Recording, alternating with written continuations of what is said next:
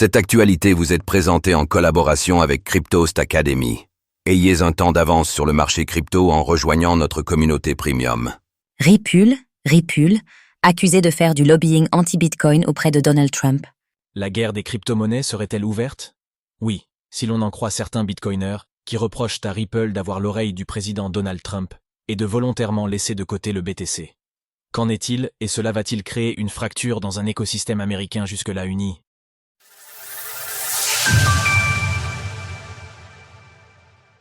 Ripple est accusé de lobbying anti-Bitcoin. Depuis l'investiture de Donald Trump, l'écosystème crypto américain s'est réjoui de concert face à la nouvelle ouverture du gouvernement. Mais cela pourrait changer. Des failles sont en effet observables entre Ripple et le reste de la communauté crypto, en particulier les bitcoiners. Pour rappel, la semaine dernière, Donald Trump a signé un executive order dédié aux crypto-monnaies.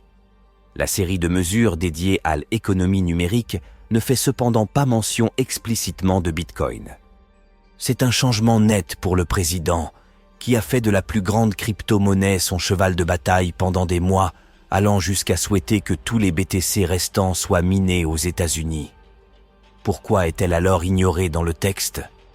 Le groupe de travail évaluera la possibilité de créer et de maintenir un stock national d'actifs numériques et proposera des critères pour établir un tel stock, potentiellement issu de crypto-monnaies légalement saisies par le gouvernement fédéral. Brad Garlinghouse et Ripple critiqués. Plusieurs figures de la communauté Bitcoin sont montées au créneau, accusant Ripple d'avoir orienté la décision du président Trump.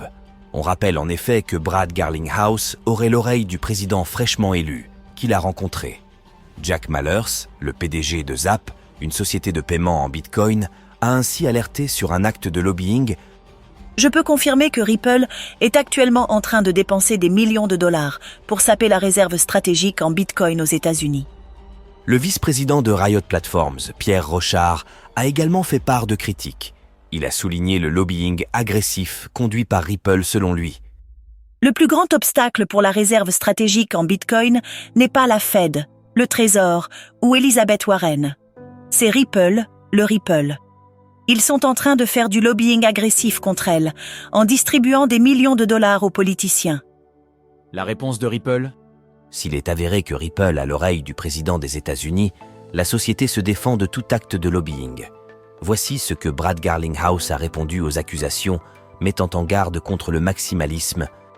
Je vais le dire de la manière la plus claire possible. L'industrie a une réelle chance, ici et maintenant, d'atteindre le but principal que nous avons en commun, si nous travaillons ensemble au lieu de nous déchirer. Le maximalisme reste l'ennemi du progrès dans les crypto-monnaies. Affaire à suivre. Il sera intéressant de voir si le président Donald Trump mentionnera à l'avenir le Bitcoin en particulier. Image, Collision Conf via Flickr CC BY. Retrouvez toutes les actualités crypto sur le site cryptost.fr.